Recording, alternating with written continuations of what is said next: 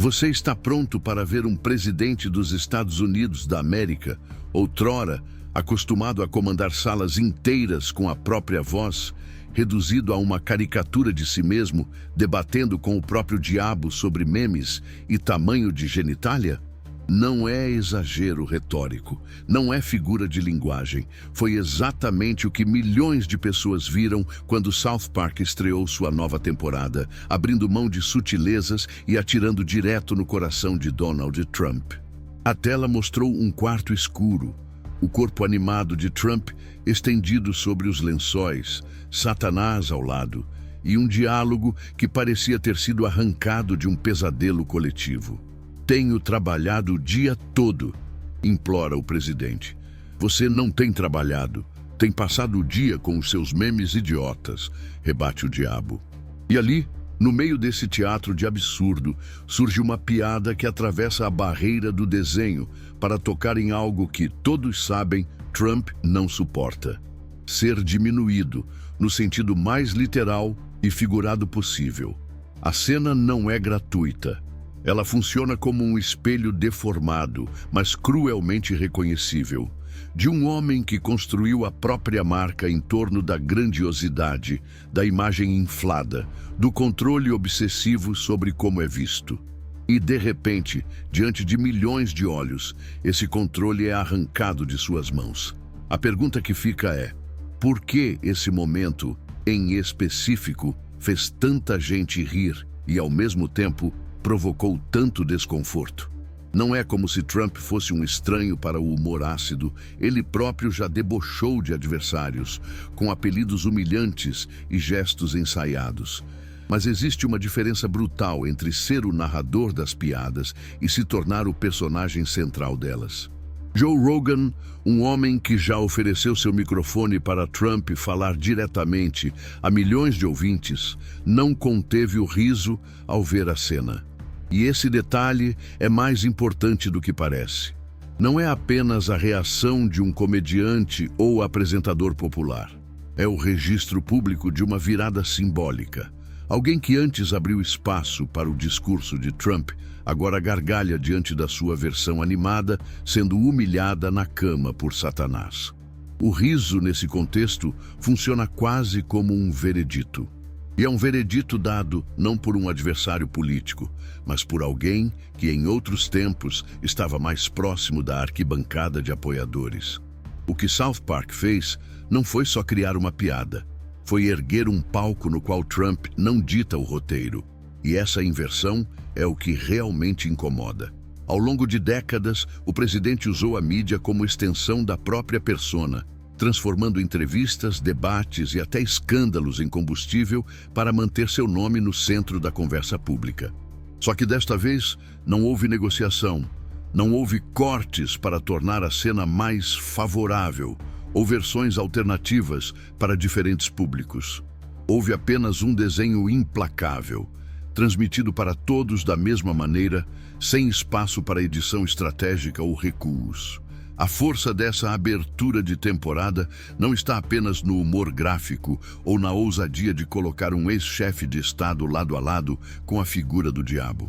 Está na maneira como ela expõe, de forma quase cruel, a fragilidade que existe por baixo da fachada de invencibilidade. E ao fazer isso, South Park não está apenas atacando um homem, está cutucando a própria noção de poder que ele representa. Afinal, o que acontece quando a autoridade que se vende como impenetrável se vê impotente diante de um traço de lápis e uma linha de diálogo? Essa pergunta se torna ainda mais afiada quando lembramos que Trump sempre soube usar a polêmica como moeda. Ele entende que escândalos vendem, que ataques podem ser transformados em provas de perseguição, que a indignação pode ser moldada em narrativa heróica. Mas há um tipo específico de ataque contra o qual essas armas perdem força: o riso que não pede licença. É diferente ser criticado por um opositor político ou por um jornalista investigativo nessas arenas. Ele pode contra-atacar com argumentos ensaiados e frases de efeito. É outra coisa completamente distinta se tornar o protagonista involuntário de um humor que não precisa se justificar, que existe apenas para arrancar risos às custas de quem está no centro. No momento em que Rogan ri, não é apenas uma reação individual. É como se ele desse permissão para que outros também riam, inclusive aqueles que até então poderiam hesitar em fazê-lo por lealdade ou respeito ao presidente. É o tipo de reação que escapa do controle, que não pode ser desmentida em uma coletiva de imprensa ou abafada com um tweet indignado. E talvez seja exatamente isso que faz dessa cena algo tão potente. Ela não é um debate, não é um embate ideológico, é uma exposição. E mais perigoso ainda para Trump, é uma exposição que se propaga com velocidade viral. Essa primeira sequência também apresenta outra camada que merece atenção. O diálogo sobre memes e trabalho não está ali apenas para ser engraçado. Ele ecoa uma percepção que já circula entre críticos e até entre alguns antigos apoiadores. A de que Trump dedica mais energia à autopromoção e à manutenção da própria imagem do que à função formal que ocupa. Quando Satanás o acusa de não estar trabalhando, a frase soa como piada no contexto do desenho, mas carrega um subtexto corrosivo no mundo real. É como se o roteiro dissesse ao público: vocês sabem que isso é plausível, não sabem? E essa plausibilidade é o que transforma uma simples cena de abertura em algo mais profundo. O humor funciona porque existe uma conexão com a realidade, não importa o quão exagerada seja a forma. A caricatura amplifica, distorce e dramatiza, mas só funciona porque existe um ponto de partida reconhecível. E aqui, o ponto de partida é a imagem de um líder que, apesar de se apresentar como incansável e dedicado, muitas vezes parece mais preocupado com a batalha de narrativas do que com a gestão de responsabilidades concretas. Havia quem acreditasse que a temporada de South Park seguiria seu curso com a irreverência habitual, mas sem mexer demais no vespeiro político. Afinal, por mais provocador que seja o programa, havia um consenso de que a era Trump, com toda a sua instabilidade e polarização, já tinha deixado para trás seu auge de tensão. Só que não.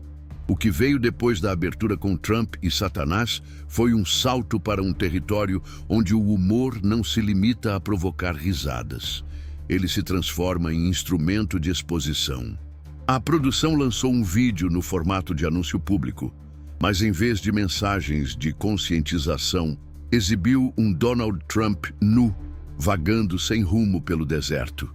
Era um retrato de isolamento e exaustão, mas também de orgulho ferido, como se o personagem estivesse perdido em um cenário que antes acreditava controlar.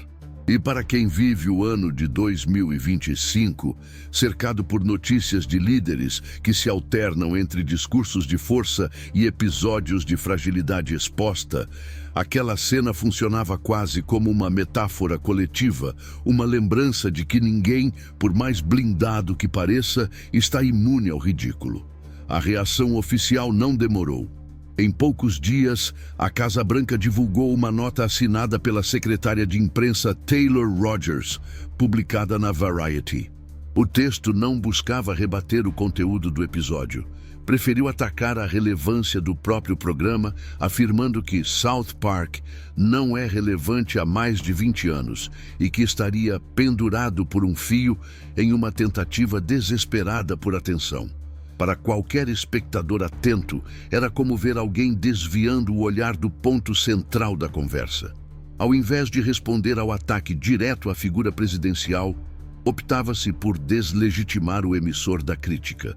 Para muitas pessoas, entre seus 30 e 65 anos, que já viram essa estratégia se repetir em diferentes momentos históricos, essa resposta soava familiar.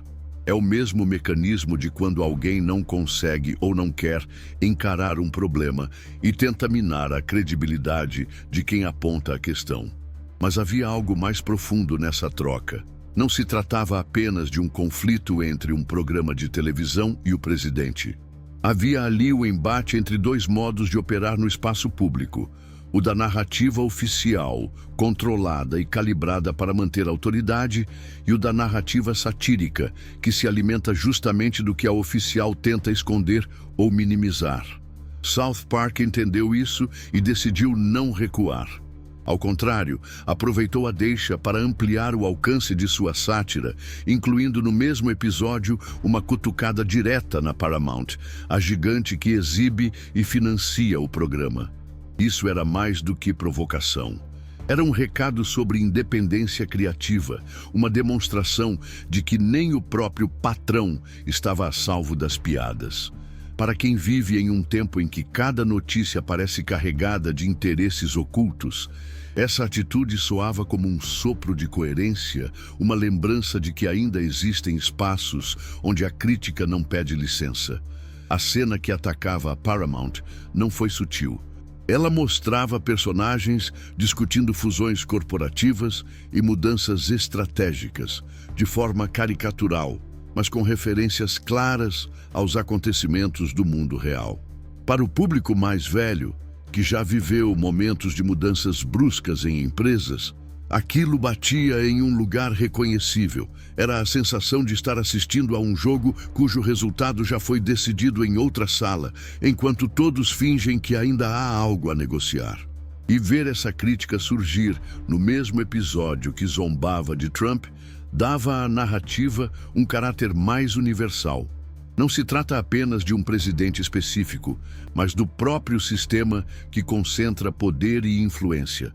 Essa mistura de sátira política com crítica corporativa trouxe o episódio para mais perto da vida real do espectador comum. Pense em alguém com 45 anos, acompanhando a política ao mesmo tempo em que tenta manter o próprio negócio ou emprego estável. Ao assistir a Trump perdido no deserto e a Paramount sendo exposta, não era difícil conectar essas imagens às próprias batalhas diárias, seja contra decisões de chefes distantes que afetam toda a equipe, seja contra líderes que parecem mais preocupados com sua imagem pública do que com o impacto concreto de suas ações. E nesse ponto, a piada deixava de ser só entretenimento. Ela se tornava uma lente para olhar o próprio mundo. A narrativa de South Park também fez um movimento curioso ao unir essas duas frentes dentro de um mesmo episódio. Para muitos, isso expôs uma verdade incômoda, que a fronteira entre poder político e poder econômico é mais tênue do que gostaríamos de admitir. E se em outros tempos essa percepção poderia ser tema de um artigo acadêmico ou de um debate televisivo especializado, aqui ela estava embalada em diálogos rápidos, imagens absurdas e personagens exagerados. É como se o programa dissesse com humor: olhem bem, é tudo parte do mesmo jogo. Ao trazer esse conteúdo para 2025, o episódio conversa diretamente com uma geração que já testemunhou as promessas e as frustrações de diferentes lideranças. Pessoas que viram presidentes caírem em desgraça, empresas consideradas invencíveis implodirem e figuras carismáticas se revelarem frágeis ou manipuladoras. Gente que aprendeu, às vezes, da forma mais dura, que a imagem pública raramente conta a história completa. Ao assistir aquele Trump animado, exposto e ridicularizado, enquanto a Paramount recebia suas próprias alfinetadas, muitos sentiram que a ficção estava, de algum modo, mais próxima da realidade do que o noticiário. Talvez seja por isso que essa parte do episódio tenha gerado conversas mais longas do que se esperava. Não era só sobre rir de um político. Era sobre identificar padrões. Era sobre reconhecer como o poder se movimenta, como reage sob pressão e como, em muitos casos, escolhe atacar quem expõe suas fragilidades, em vez de resolver as questões que as originam. Para quem já passou pela experiência de enfrentar figuras de autoridade e ver a resposta vir na forma de ataque pessoal ou a tentativa de mensagem, era clara e incômoda. Ao fim dessa sequência, fica evidente que South Park não estava apenas em busca de uma boa piada. Estava documentando de forma caricatural e ainda assim certeira um momento em que a autoridade e o prestígio de uma figura pública são testados não por adversários políticos, mas por artistas que se recusam a jogar de acordo com as regras do poder. E é nesse ponto que surge uma reflexão inevitável. Para compreender por que cenas como essa causam tanta reação, é preciso olhar para a história dos próprios líderes, entender quais foram os eventos, as escolhas e as ambições que moldaram o modo como eles lidam com a crítica e com a perda de controle. É justamente isso que exploramos em um e-book especial, que mergulha nas biografias de presidentes que moldam o cenário global, como Donald Trump e Xi Jinping, revelando desde as obsessões e estratégias cultivadas na juventude até as contradições que se manifestam no exercício do poder. Porque compreender essas trajetórias não é só curiosidade histórica, é ferramenta essencial para interpretar os desdobramentos geopolíticos de hoje com clareza e visão de futuro. O e-book está disponível no comentário fixado. A tensão entre sátira e poder ganhou um novo capítulo quando o episódio mostrou um grupo de crianças em uma sala de aula, comendo pão, enquanto um adulto, no papel de mediador, dava ordens rápidas e desprovidas de explicação. O diálogo era cortante, com frases curtas que soavam mais como comando do que como conversa. A cada tentativa dos alunos de questionar a situação, vinham respostas que não esclareciam nada, apenas reforçavam que aquilo fazia parte de um acordo que precisava ser cumprido. Não havia lógica aparente, e é justamente aí que a crítica se ancorava. A ausência de clareza como instrumento de controle.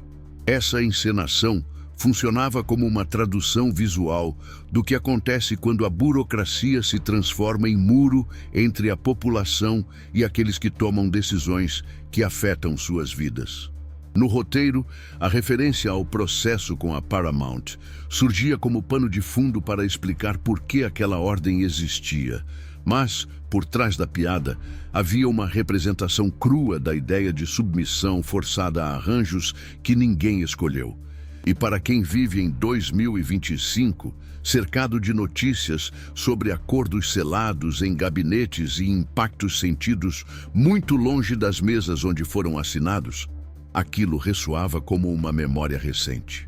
Quantas vezes você já sentiu que estava sendo levado a aceitar algo simplesmente porque alguém lá em cima decidiu que assim seria? Quantas vezes a frase "é parte do processo" foi usada para encerrar uma conversa que, na verdade, deveria estar apenas começando? Enquanto a trama avançava, ficava evidente que o objetivo não era apenas zombar de Trump. Era transformar cada cena em um reflexo distorcido de estruturas que, no mundo real, esmagam vozes e diluem responsabilidades. O presidente, no contexto animado, aparecia como a figura central de um sistema capaz de processar, intimidar e submeter não apenas adversários políticos, mas também parceiros comerciais, artistas e até cidadãos comuns. A escolha de colocar essa crítica na boca de personagens jovens, sem poder algum, potencializava a sensação de desproporção. Quem assiste sente o peso dessa diferença de força, porque já viveu, em maior ou menor escala, algo semelhante. E se a história tivesse parado aí, já teria causado incômodo. Mas o episódio avançou para um território ainda mais provocador, conectando a ação de um indivíduo ao funcionamento de corporações inteiras. O nome de grandes empresas surgia em falas rápidas, como se fossem parte natural do cenário, e de certo modo eram. É possível não pensar em quantas vezes empresas e governos se movem em sincronia quando há algo a proteger. A sátira cutucava essa ferida com naturalidade, sem precisar de discursos explicativos. E talvez seja por isso que tanta gente sentiu o golpe. A crítica estava entranhada na narrativa, pronta para ser percebida, mesmo por quem não quisesse prestar atenção. O uso de detalhes mundanos também chamou atenção. A sala de aula, o pão, a conversa atravessada por ruídos e interrupções, tudo isso criava uma sensação de familiaridade. Quem tem mais de 40 anos e já passou por reuniões improdutivas, processos longos e cheios de formalidades inúteis, ou decisões comunicadas de cima para baixo, reconhece imediatamente aquele clima. O episódio parecia dizer: você já esteve aqui, mesmo que não fosse exatamente esse lugar. E é nesse ponto que a ficção atinge sua potência máxima, quando consegue se infiltrar nas lembranças reais do público e rearranjar o significado delas. Havia também uma camada de ironia na escolha de usar crianças para vocalizar frases que, no mundo real, são repetidas por executivos, advogados e porta-vozes. Isso invertia a hierarquia tradicional e deixava a autoridade exposta em sua artificialidade. Como é possível que expressões que soam absurdas na boca de um personagem infantil sejam aceitas sem questionamento quando ditas por adultos em posições de comando?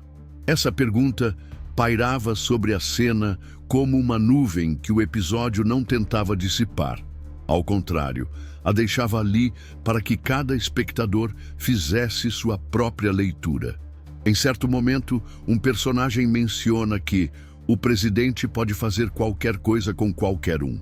Não havia metáfora nem exagero na construção da frase, ela vinha crua, quase documental.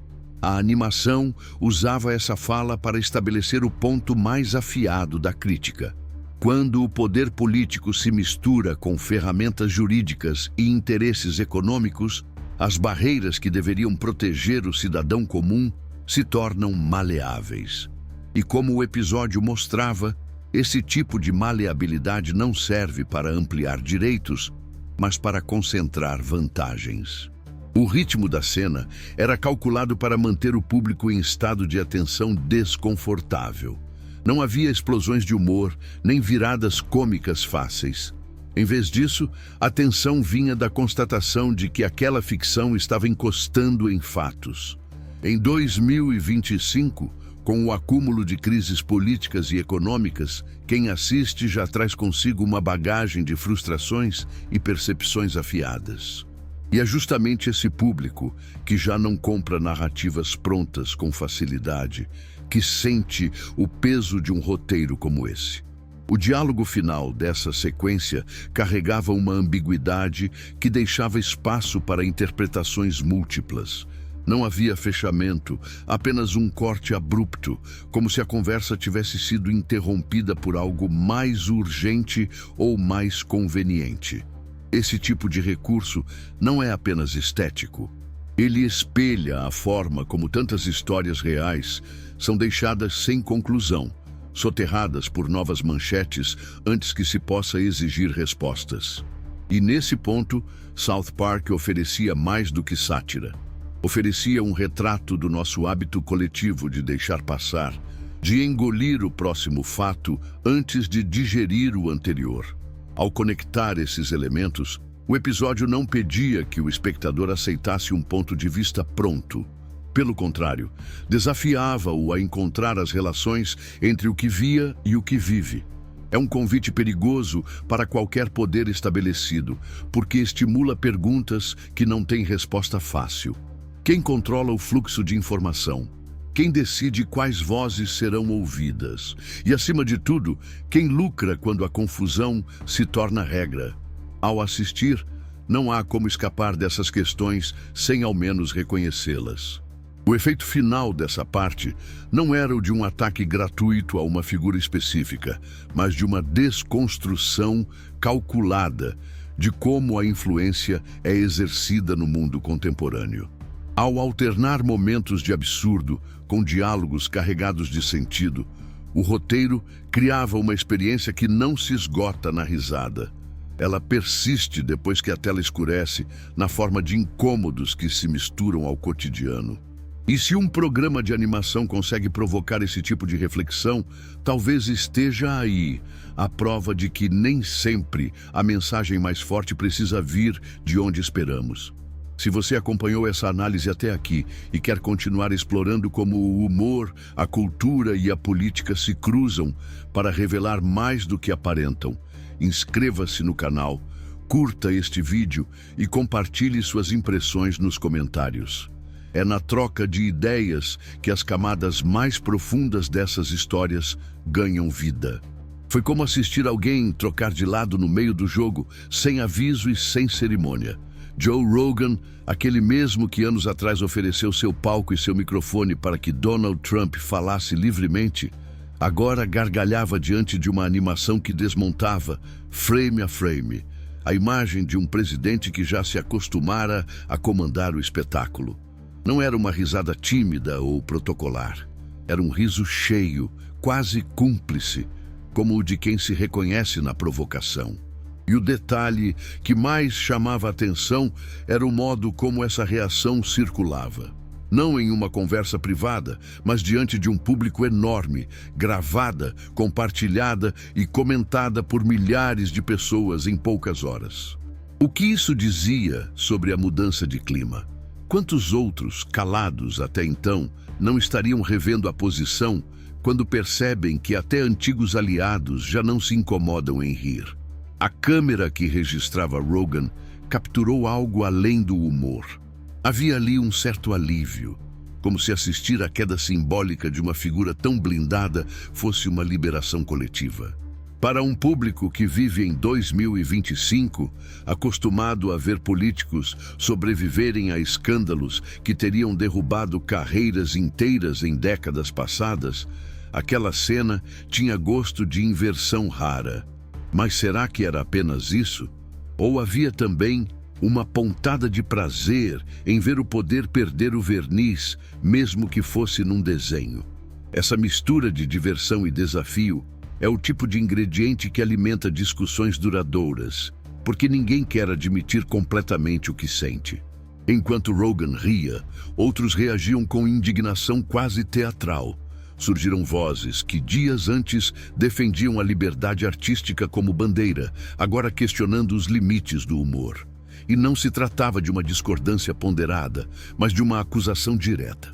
Os criadores teriam aceitado cifras astronômicas para atacar Trump. Números bilionários eram mencionados como se fossem prova de um pacto secreto, e a narrativa se construía na base de um raciocínio simples, quase infantil. Se está rindo do meu lado, é porque foi comprado pelo outro. Quantas vezes você já viu essa lógica ser usada fora da política, em empresas, famílias ou círculos de amizade? É um mecanismo que dispensa reflexão e justamente por isso é tão tentador. O curioso é que essa teoria ignorava um detalhe incômodo. No mesmo episódio, os alvos incluíam a própria emissora que financia o programa. Como encaixar isso em um discurso de traição comprada? Para sustentar a acusação, era preciso fechar os olhos para a contradição mais óbvia. E é nesse ponto que a narrativa ganha força, porque mostra como a lealdade cega transforma fatos em obstáculos incômodos que precisam ser contornados, não examinados. Quando a realidade não cabe na história que contamos, quem é que cede a história ou a realidade? Esse embate entre riso e indignação também revela como o terreno cultural mudou. Em outros tempos, a sátira contra um presidente poderia provocar reações previsíveis, divididas entre quem aplaudia e quem protestava. Agora a linha é mais difusa. Há apoiadores que se permitem rir, opositores que questionam o formato, e um espaço enorme ocupado por quem não se sente representado por nenhum dos lados, mas encontra na piada um tipo de verdade que o discurso oficial raramente entrega. Isso não é um consenso, é um campo minado, e cada reação é uma pisada que pode acender novas discussões. O episódio deixou claro que a relação entre artista e público não é linear. O riso de Rogan não autoriza ninguém a mudar de opinião, mas serve como um sinal. E sinais têm um poder. Não mandam, mas sugerem. Não determinam, mas indicam. Quem, observando à distância, não se pergunta por que alguém que já esteve tão próximo de Trump agora se diverte com a sua ridicularização? Será que é uma mudança genuína de percepção ou apenas a liberdade de quem não sente mais obrigação de defender o indefensável? Ou seria ainda a constatação de que não se perde nada ao se afastar de uma imagem que já não entrega influência como antes? Enquanto isso, do outro lado, as críticas cresciam como se a sátira fosse uma ameaça real à estabilidade de um legado político. O que há na arte que desperta tanto medo? Não é como se um episódio de animação tivesse o poder de derrubar governos, mas talvez tenha o de corroer certezas, e isso, para quem vive do controle narrativo, pode ser ainda mais perigoso. Ao assistir à discussão se espalhar, fica difícil não pensar em como os símbolos mudam de peso. O que ontem era um ícone intocável pode, de um dia para o outro, se tornar apenas matéria-prima para a próxima piada.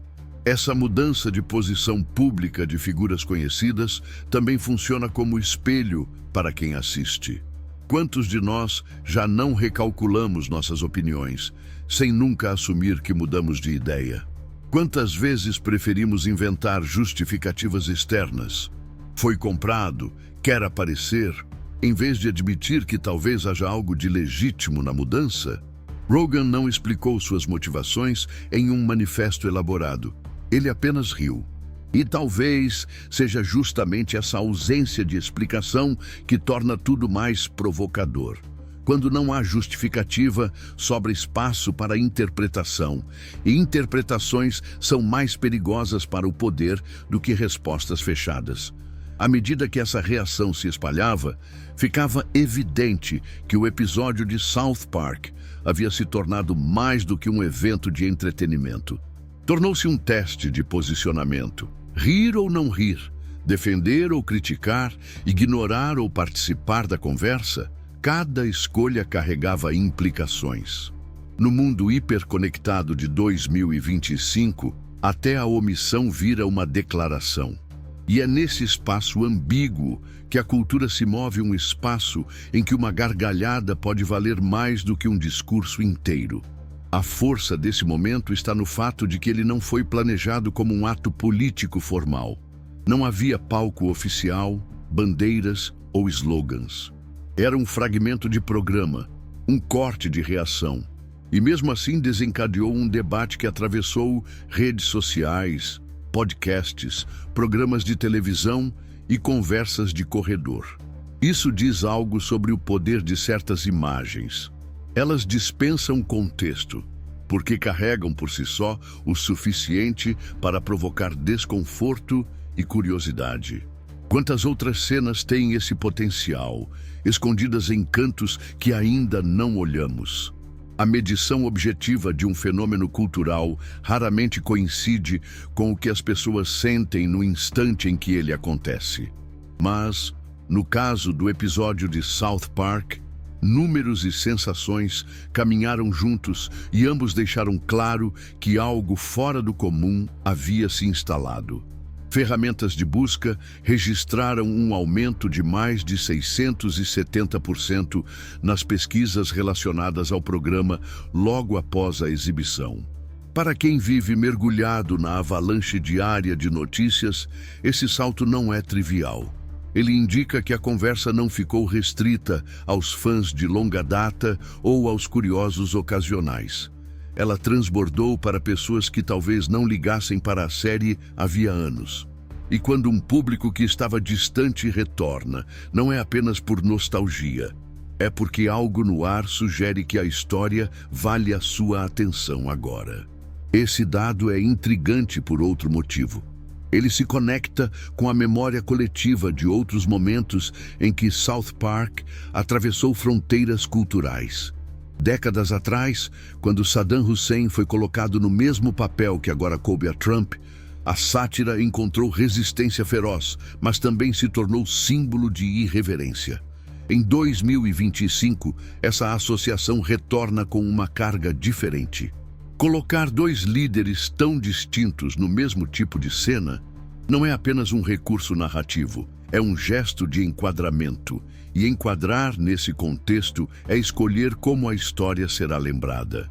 Por que será que certos líderes acabam ocupando prateleiras semelhantes no imaginário popular, independentemente de suas trajetórias políticas ou de seus contextos históricos? O aumento das buscas também revela uma curiosidade mais ampla, a de entender o que exatamente está sendo dito por trás das piadas. Não se trata apenas de assistir ao episódio, mas de pesquisar comentários, ler análises, ver trechos fora de contexto para tentar decifrar o subtexto. É um comportamento típico de um público que já não consome mídia passivamente. Pessoas de diferentes idades estão acostumadas a desmontar narrativas, comparar versões e buscar a cena inteira antes de formar opinião. Nesse sentido, a repercussão do episódio é também um retrato de como a audiência mudou. Já não basta entregar um punchline, é preciso entregar camadas. E essas camadas surgiram não só no texto e na imagem, mas no que se seguiu fora da tela. O fato de a comparação com Saddam Hussein ter voltado à tona, por exemplo, abriu espaço para discussões mais amplas sobre como South Park constrói suas críticas. Não é uma questão de medir quem foi pior ou mais perigoso, mas de observar o mecanismo.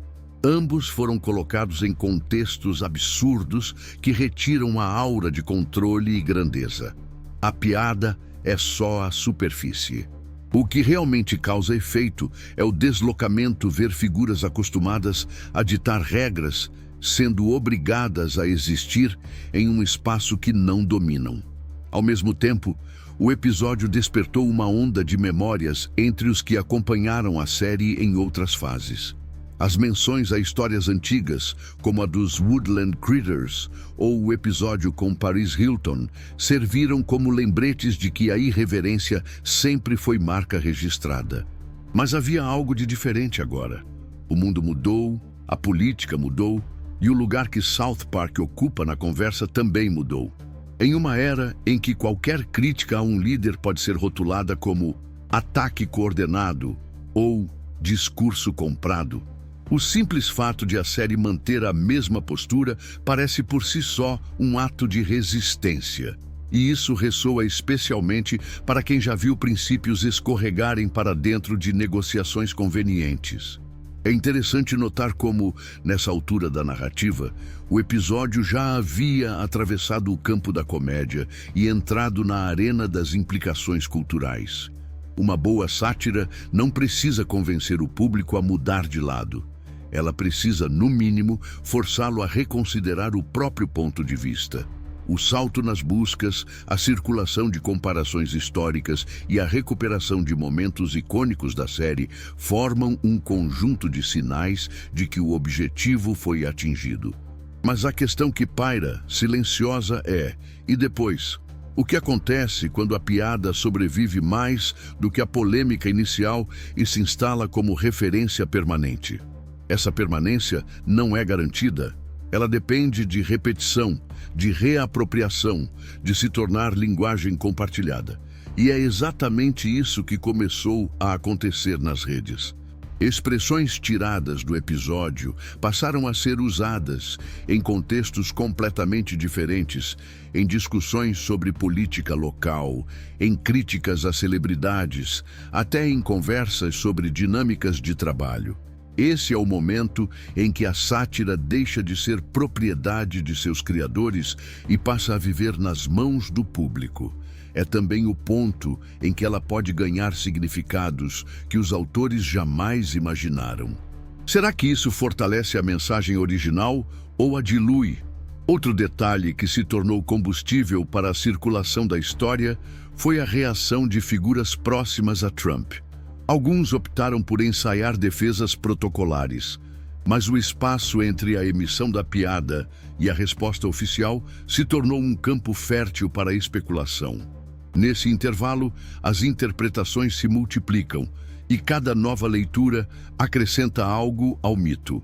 É curioso como, muitas vezes, o que fica marcado não é a ação, mas a demora ou a hesitação em reagir. Esse espaço vazio, preenchido pela imaginação coletiva, pode ser mais corrosivo do que qualquer crítica direta. Não é por acaso que, ao longo dos anos, South Park tenha se mantido como referência, mesmo quando seu formato parecia ir na contramão das tendências audiovisuais. Enquanto outros programas apostam em cortes rápidos e narrativas fragmentadas, a série mantém diálogos longos, construções elaboradas e uma dose calculada de desconforto. Essa escolha exige mais de quem assiste, mas também oferece mais a quem decide permanecer. É quase como um pacto.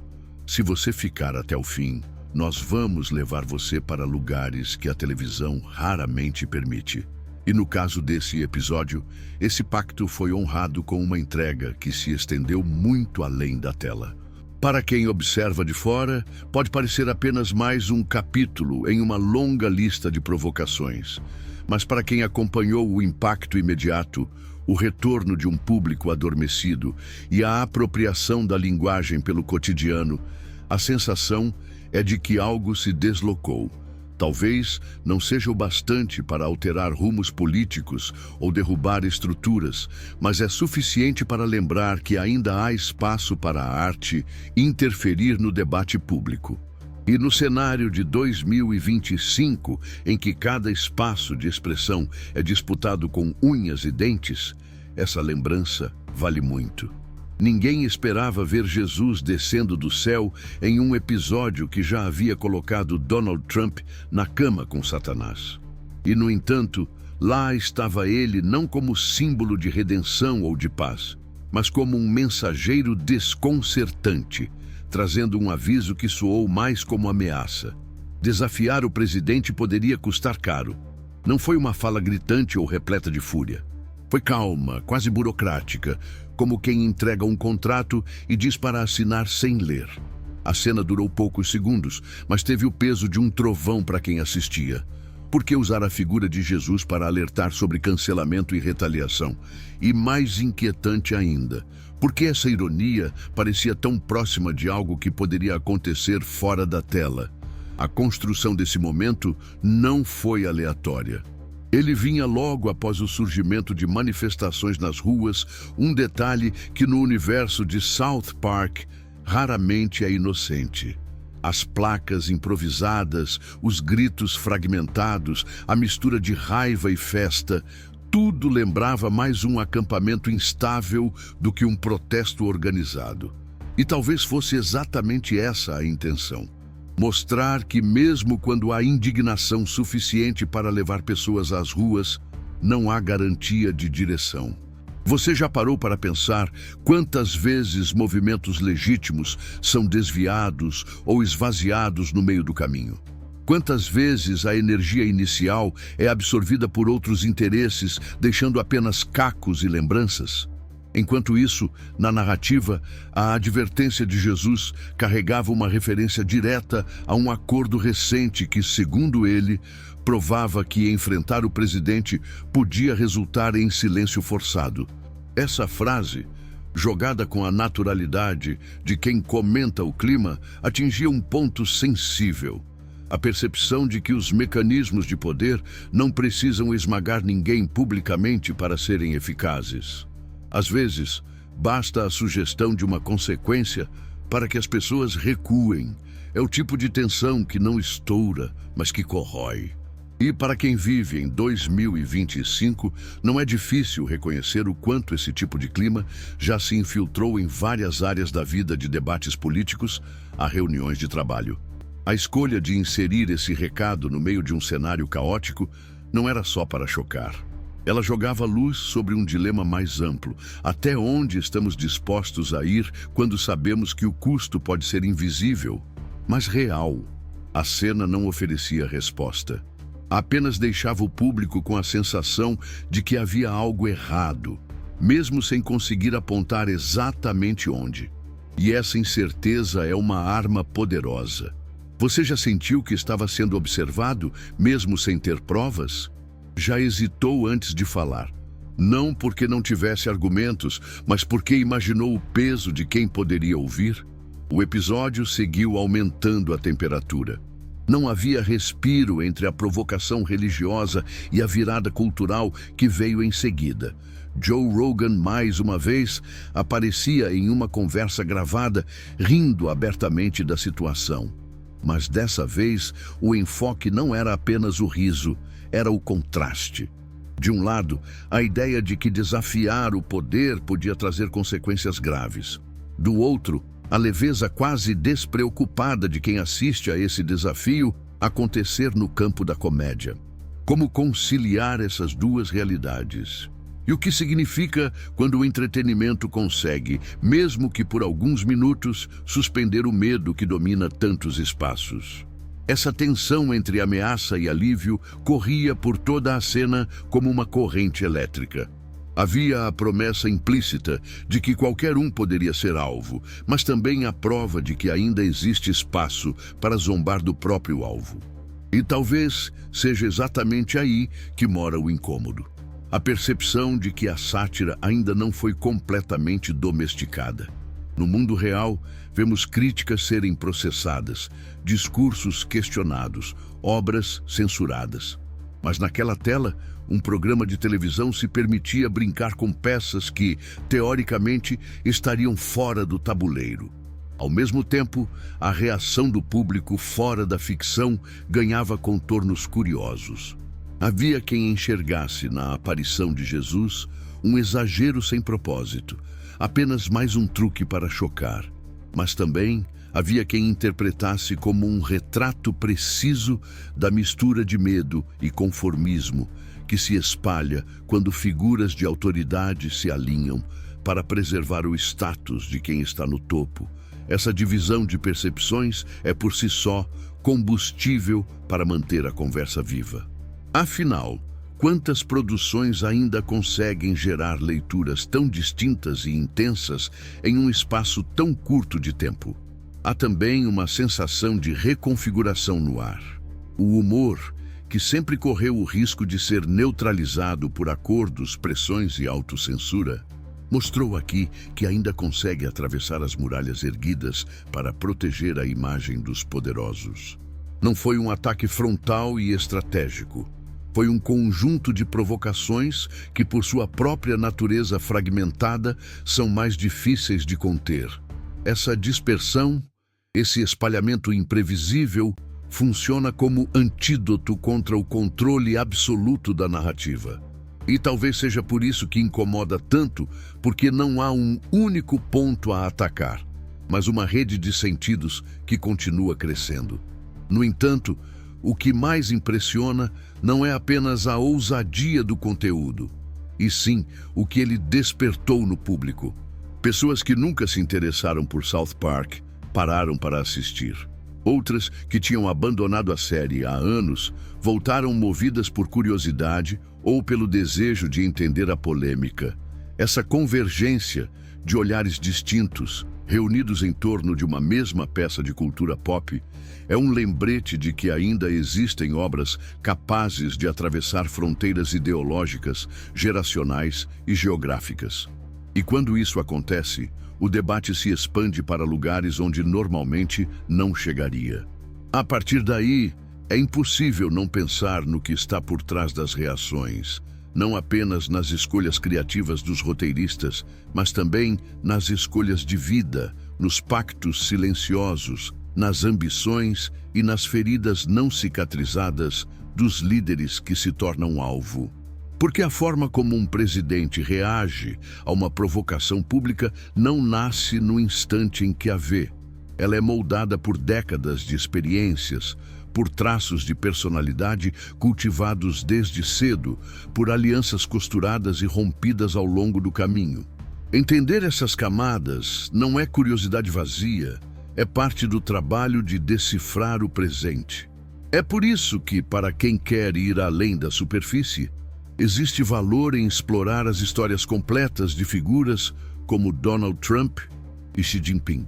Conhecer como cresceram, quais foram suas primeiras disputas, quais estratégias aprenderam a usar muito antes de chegarem ao topo, ajuda a interpretar cada gesto e cada decisão que tomam hoje. porque a geopolítica não é feita apenas de tratados e discursos. Ela é, no fundo, feita de pessoas com histórias, memórias e cicatrizes que influenciam o destino de nações inteiras. Esse mergulho, reunido no nosso e-book exclusivo, oferece uma visão didática e provocadora sobre as forças humanas e políticas que moldam o cenário global. Ele está disponível no comentário fixado. Se essa conversa tocou algo em você, se provocou dúvida, concordância ou desconforto, peço que se inscreva no canal, deixe seu comentário e curta este vídeo. Quero saber como você leu tudo isso, o que percebeu, o que acha que ainda não foi dito. Obrigado por acompanhar até aqui, por dedicar seu tempo e atenção em um mundo que insiste em roubar ambos. Fique por perto, o próximo conteúdo já está a caminho e promete continuar essa jornada por territórios onde a cultura, a política e a vida real se cruzam de maneiras que não se apagam facilmente.